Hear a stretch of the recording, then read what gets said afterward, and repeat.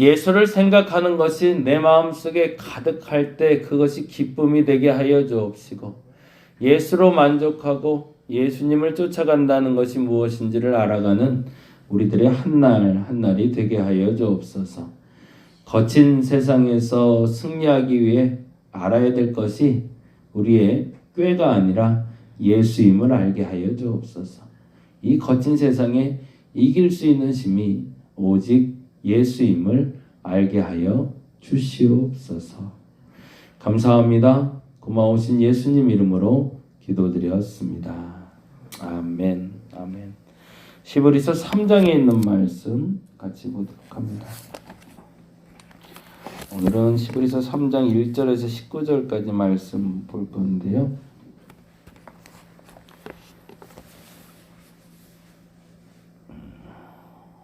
(3장) 1절에서 13절까지만 읽겠습니다.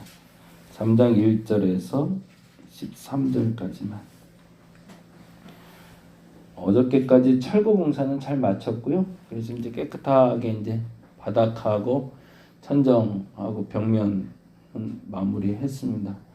그리고 그 어저께 교회를 한 10명 정도 보고 가셨는데 한 분이 계약을 하고 가셨어요. 그래서 계약금을 주고 가셔서 아마 이제 뭐 가계약금이니까 뭐 저하고 계약하는 게 아니고 이제 주인하고 계약을 해야 되니까 그래서 주인 소개시켜드려서 결정을 하게 될 것 같습니다. 근데 그분도 이제 크리스마스 예배를 좀 준비할 수 있도록 조금 미리 가능하겠냐고 해서 12월 15일까지 아마 여기를 비워줘야 될 것 같아요. 13일 예배까지 주일 예배까지 드리고 13일 주간 한 주간은 좀 이사 때문에 새벽 예배를 잠깐 좀 멈추겠습니다. 그리고 그 다음 주부터 새벽 예배 하는 걸로 하고요. 일단은 목사님 두 분이 다 목사님이시더라고요. 목사님 사모님도 목사님이시고 그래서 두 분 다 목회를 하시고 그 개척해서 한 15년 정도 목회를 하신 분들이 있어요. 그래서 군포에 사시는 분들인데 와서 목회를 하게 됐습니다. 그래서 아마 이 자리는 저희가 12월 13일까지만 예배를 드리고요. 새벽 예배는 그 다음 주인 12월 21일부터 다시 시작하는 걸로. 그래서 좋은 분들 오셔서 잘 목회하실 수 있도록 계속 기도해 주시고요. 또 어쨌든 이웃되는 분들인데 관계가 좀 잘 됐으면 좋겠습니다. 모쪼록 계속 좀 기도하면서 같이 협력해 갔으면 좋겠습니다. 기도해 주셔서 순서가 어그러지지 않고 잘 가고 있는데 조마조마해요. 이게 짧은 시간 동안 시간을 서로 맞춘다는 게 좀 어려워서. 근데 하여튼 지혜를 연세가 좀 있으시더라고요. 근데 한 60 조금 넘으신 분들 같기도 하고 하여튼 뭐 나이가 적은 분들은 아니세요. 근데 여자분이 더 여장부 같고 남자분은 조금 조용하시고 그러시더라고요. 두 분이 뭐 이렇게 잘하실 수 있도록 기도해 주시길 부탁드리겠습니다. 그리고 오늘 하루는 공사는 좀 쉬도록 했습니다. 그래서 오늘 좀 하루 쉬고 먼지 좀 가라앉고 내일 이제 바로 전기 공사 이제 들어갈 것 같은데 위에서 기도해 주시기 바랍니다. 3장 1절에서 13절까지 같이 한 목소리로 읽도록 하겠습니다. 그러므로 함께 하나님의 부르심을 받은 거룩한 형제들아, 우리가 믿는 도리의 사도이시며 대제사장이신 예수를 깊이 생각하라. 그는 자기를 세우신 이에게 신실하시기를 모세가 하나님의 온 집에서 한 것과 같이 하셨으니 그는 모세보다 더욱 영광을 받을 만한 것이 마치 집 지은 자가 그 집보다 더욱 존귀함 같으니라. 집마다 지은 이가 있으니 만물을 지으신 이는 하나님이시라. 또한 모세는 장래에 말할 것을 증언하기 위하여 하나님의 온 집에서 종으로서 신실하였고 그리스도는 하나님의 집을 맡은 아들로서 그와 같이 하셨으니 우리가 소망의 확신과 자랑을 끝까지 굳게 잡고 있으면 우리는 그의 집이라. 그러므로 성령이 이르신 바와 같이 오늘 너희가 그의 음성을 듣거든 광야에서 시험하던 날에 거역하던 것 같이 너희 마음을 완고하게 하지 말라. 거기서 너희 열조가 나를 시험하여 증험하고 40년 동안 나의 행사를 보았느니라. 그러므로 내가 이 세대에게 노하여 이르기를 그들이 항상 마음이 미혹되어 내 길을 알지 못하는도다 하였고 내가 노하여 맹세한 바와 같이 그들은 내 안식에 들어오지 못하리라 하였다 하였느니라. 형제들아 너희는 삼가 혹 너희 중에 믿지 아니하는 악한 마음을 품고 살아계신 하나님에게서 떨어질까 조심할 것이요 오직 오늘이라 일컫는 동안에 매일 피차 권면하여 너희 중에 누구든지 죄의 유혹으로 완고하게 되지 않도록 하라. 아멘. 3장에서는 반복되는 단어가 있어서 사실은 13절까지 읽었는데요. 7절과 15절에 동그라미를 좀 해놓죠. 7절과 15절에 보시면 동일한 단어가 하나가 나오는데 이런 단어가 나오고 있어요. 7절 볼까요? 그러므로 성령이 이르신 바와 같이 오늘 너희가 그의 음성을 듣거든. 15절 읽어볼까요? 성경에 일렀을 때 오늘 너희가 그의 음성을 듣거든. 경노하시게 하던 것 같이 너희 마음을 완고하게 하지 말라 하였으니. 재미난 표현이죠. 두 가지의 공통된 단어가 나오죠. 뭐죠? 음성을 듣거든 이란 단어하고요. 또 하나 중요한 단어가 나오는데 성령도 있고 성경도 있고 그러네요. 그렇죠? 7절에는 성령이라고 15절에는 성경이라고 되어 있네요. 그러면은 이 성령의 말씀이 어떤 말씀인지 우리가 구별이 명확히 될 것 같아요. 성령의 말씀이라는 건 뭐 말씀, 성경을 이야기하는구나. 근데 그 음성을 들었다는 건 뭘까요? 들었다는 건 깨달았다는 거죠. 알게 되었다라고 얘기하는 거죠.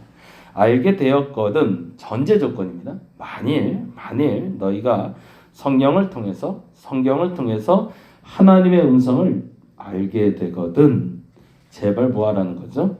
시험하던 날 같이 거역하거나 마음을 완고하게 하지 말래요. 그건 무슨 말일까요? 알아진 대로 제발 좀 살라라는 얘기죠. 한국 기독교의 가장 큰 문제점이죠.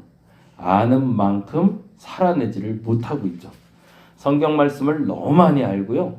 성경에 대해서 너무나 다양한 해석을 가지고 있는데 그 수많은 해석대로 나는 한 털도 살아내지 못하고 있는 거죠. 이번 주 설교도 역시 동일하게 그 얘기를 하려고 하는데 우리는 아주 단순한 구별점을 갖고 있어요. 세상 일, 하나님 일. 그러면 하나님 일은 뭐고 세상 일은 뭘까? 이거를 구별을 해낼 수 있어야 되는데 사실 이게 너무 극렬하게 갈라져 있죠. 하나님의 일은 교회 안에서 일어나는 일, 하나님 일이 아니라 세상 일은 교회 밖에서 하는 일이라고 해서 그 교회 건물의 테두리에 쏙 쌓아놓고 요것만 하나님의 일, 이것만 거룩한 것, 이거는 성, 나머지는 속 이렇게 해놨단 말이죠. 그래놓고 보니까 과연 나는 진짜 그리스도인답게 사는가? 라고 얘기할 때 그 그리스도인답게 사는 장소는 오직 교회밖에 없는 거죠. 밖에 나가서 생각해보니 밖에 나가서는 그리스도는커녕 내가 누군지도 모르고 살아가는 사람을 너무 많이 만나는데 우리가 해야 될 일이 가장 중요한 것은 그러면 이 교회 안에 거룩하게 살던 무리들이 세상에서도 거룩하게 살 수 있게끔 만드는 것. 그래서 세상 일이 곧 하나님의 일이요 하나님의 일이 곧 세상 일이다 라고 말할 수 있어요. 그게 진짜가 되는 거죠. 광야에 살던 사람들의 공통적인 특징은 뭘까요? 하나님을 직접 보았다는 거거든요. 사실은 이스라엘 백성들에게 가장 아름답고 행복한 때가 언제냐라고 얘기하면 에덴 빼고 두 가지인데 광야 시절하고요 사사 시대입니다.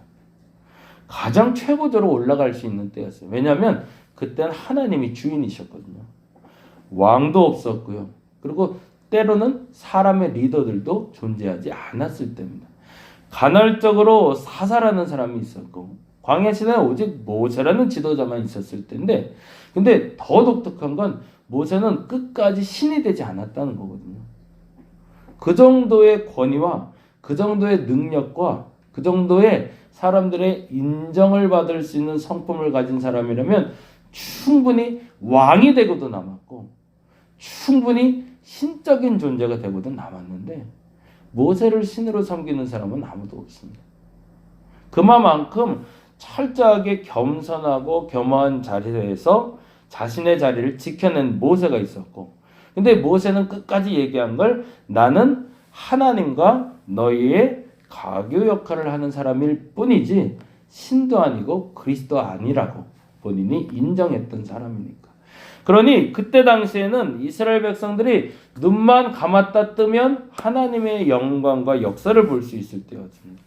성막에 항상 구름기둥하고 불기둥도 있었고요. 만나는 매일 내리고 있었고요. 심지어는 고기 먹고 싶다면 메추라기가 날라오던 때고요. 심지어는 신기하게도 40년 동안 옷이 해지지 않는 아주 독특한 경험을 하던 때가 그때였습니다. 그런데 그때 반역을 하더라는 거죠. 말도 안 되는 얘기인 거죠. 매일 아침에 일어날 때마다 하나님이 주시는 양식을 먹고 있음에도 불구하고 매일 하루하루 불기둥과 구름기둥을 봄에도 불구하고 도통 하나님이 없다 말하는 그 신기한 광경을 우리는 성경을 통해서 보게 되는 거예요. 사사기도 마찬가지인데 사사기 때는 왕이 없습니다. 주변 국가에 왕이 있어도 우리는 왕이 없어도 통치가 가능하다고 말하는 때였거든요. 근데 그때도 그들의 반역은 성경은 그렇게 표현합니다. 여호와의 목전에라고. 목전은 뭘까요? 바로 눈앞에서 버젓이 하나님이 보고 계시는데도 너무나 당당한 듯이 죄를 짓고 있더라는 거죠. 뭐죠?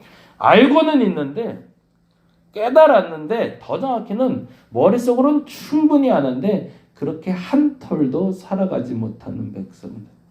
그 답답함을 그 장님과 같은 요즘 이런 표현 쓰면 안 되는데 장님, 이런 맹인 이 단어 잘 써야 되는데 죄송합니다. 보이지 않는 사람처럼 그렇게 살아가고 있는 그리스도인들에 대한 비판이 바로 오늘 본문인 거죠. 그래서 보다 정확히 이렇게 얘기하고 있습니다. 성령이 이르신 바와 같이 그의 음성을 듣거든 광야에서 신음하던 날에 거역하던 것 같이 너희 마음을 완고하게 하지 말라.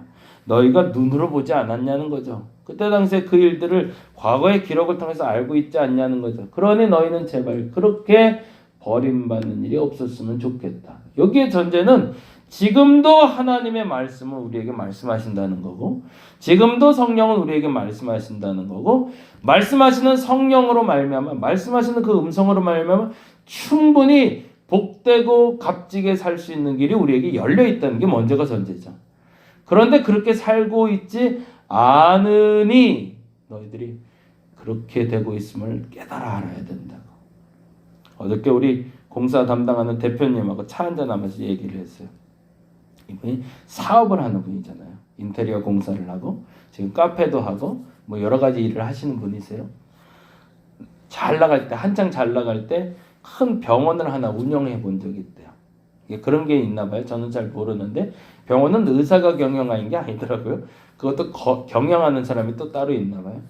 큰 병원 하나를 통째로 자기가 운영하시던 분이었는데 하나님 앞에서 한번 이렇게 무너지기 시작하니까 뭐 걷잡을 수 없게 이렇게 무너지더래요. 근데 그때 하나 깨달은 게 있었대요. 내를 왜 무너뜨리냐가 아니라 신기하게도 그렇게 돈을 많이 벌면 쭉쭉쭉쭉 나갈 때 한 번도 하나님의 뜻대로 살아본 적이 없더래요. 망할 수밖에 없는 공식을 가지고 살아왔던 자기를 알았대. 근데 그럼에도 이렇게 잘 되는 게 더 이상했던.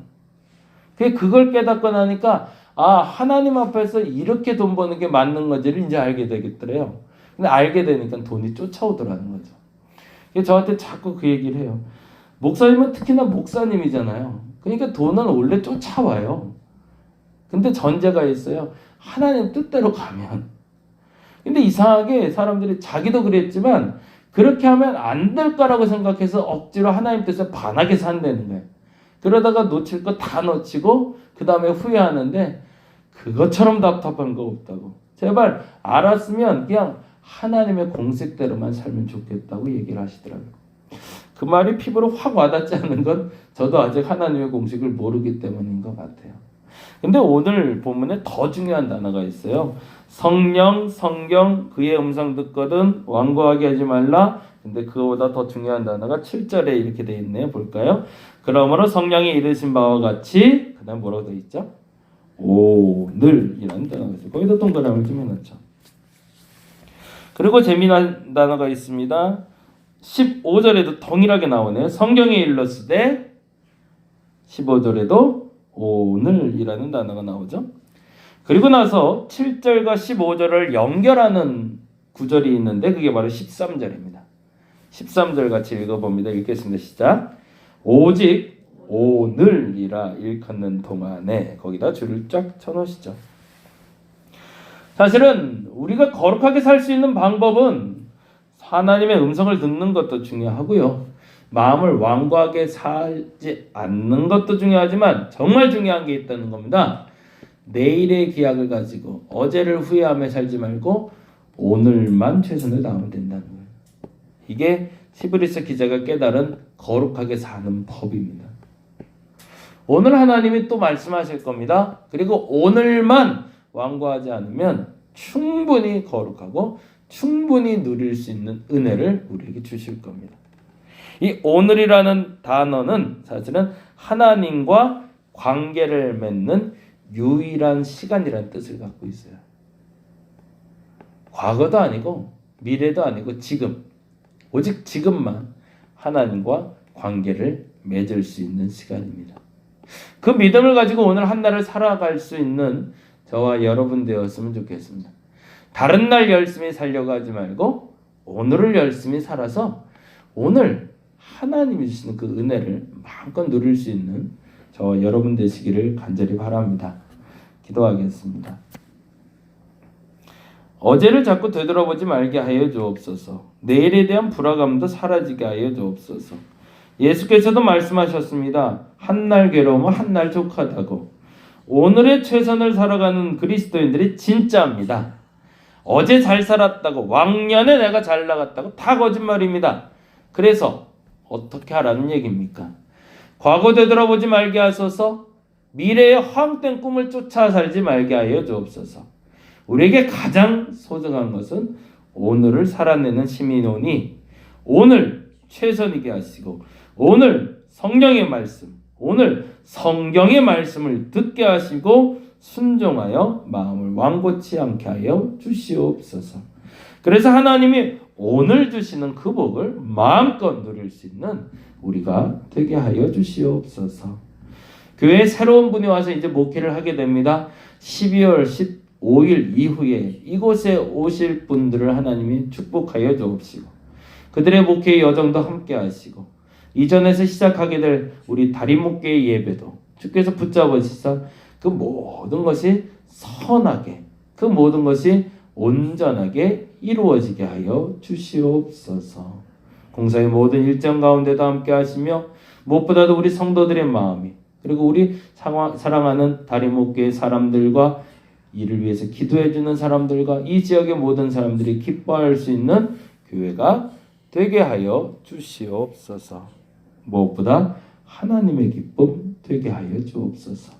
감사합니다. 고마우신 예수님 이름으로 기도드렸습니다. 같이 기도하고 돌아가겠습니다.